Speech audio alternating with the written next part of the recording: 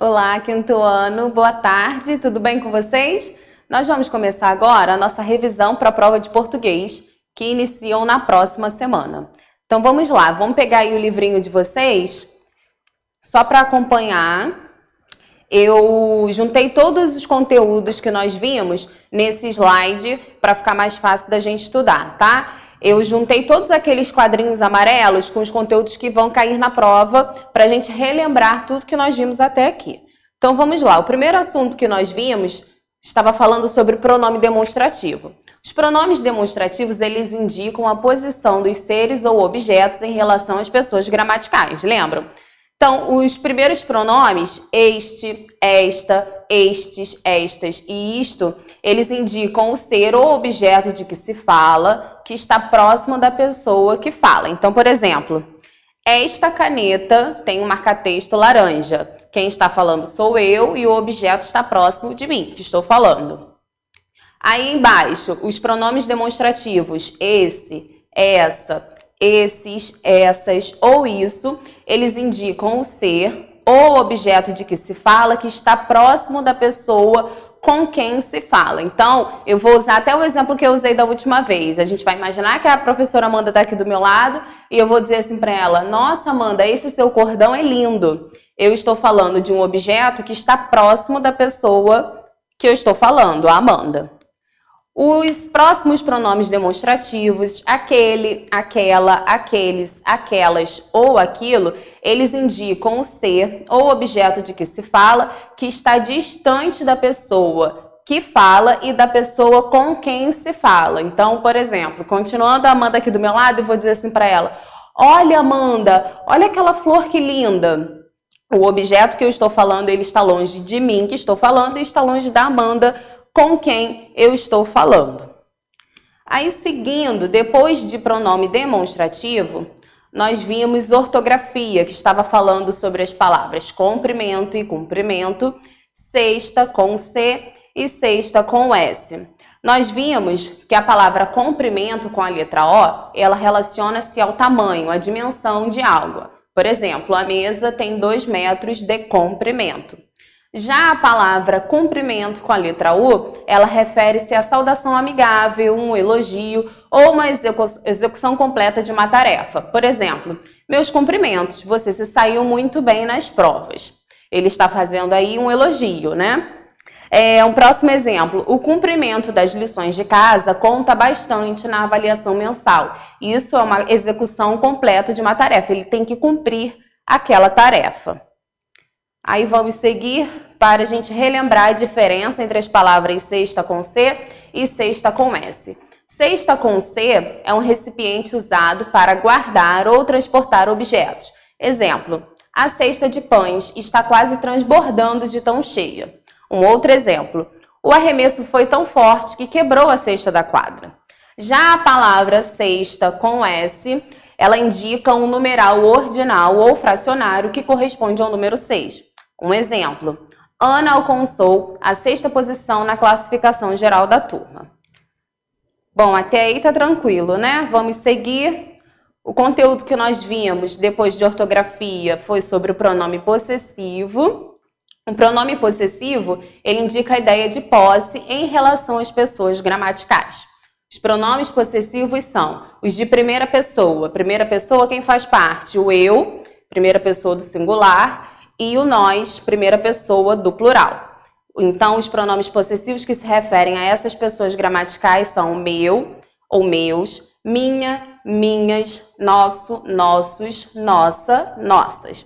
Aí eu coloquei um exemplo para vocês. Este caderno é meu. Quem é que está falando isso? Eu estou falando, se refere à primeira pessoa do singular. Os pronomes que se referem à segunda pessoa, quem são as pessoas de segunda? Segunda pessoa do singular, tu, segunda pessoa do plural, o vós. Então, os pronomes pessoais referentes a essas pessoas gramaticais são teu, tua, vosso, vossa ou a mesma coisa no plural, essas palavras no plural. Um exemplo, teus bolos são deliciosos. Aí, seguindo, pronomes possessivos que se referem à terceira pessoa. Quem é a terceira pessoa? Do singular é o nós. Desculpa, eu, tu, eles e terceira pessoa do plural, eles. Então, vou voltar. Terceira pessoa do singular é o ele, terceira pessoa do plural, eles. Lembrando que também pode ser ele ou ela, eles ou elas. Um exemplo, ele trouxe sua contribuição naquele momento difícil. Depois disso, nós vimos novamente ortografia. Agora nós vimos a diferença entre as letras S e Z e as sílabas ESA com S e ESA com Z.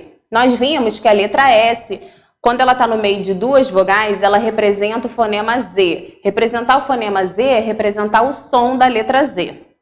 Já a terminação ESA com Z, ela é empregada para formar substantivos derivados de adjetivos. Um exemplo, lindo, lindeza, bravo, braveza, rico, riqueza, gentil, gentileza. Então, essas palavras derivam de um adjetivo. A terminação ESA com S, ela é empregada para formar o feminino de adjetivos pátrios, que são adjetivos adjetivos pátrios. É a palavra que a gente dá para a nacionalidade de uma pessoa. E de alguns substantivos. Então, não é só adjetivo pátrio, também para substantivo. Exemplos. Japonês, japonesa, é a nacionalidade de quem vive, de quem mora no Japão, quem nasceu no Japão. Barão, baronesa, camponês, camponesa. Depois disso, nós vimos verbo. Nós fizemos uma revisão sobre verbo, porque vocês já aprenderam isso. Então, nós vimos que verbos são palavras que indicam ação, estado ou fenômeno da natureza. E aí eu coloquei um exemplo de cada um desses tipos de verbos para a gente ter gravado aí no caderninho de vocês, tá? Vocês podem até copiar esses slides. Então, o verbo de ação, exemplo de verbo de ação. O menino correu para pegar o ônibus.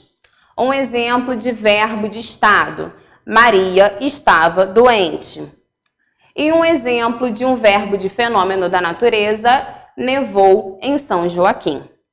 Eles pertencem a 3 conjugações. Os verbos, eles pertencem a 3 conjugações.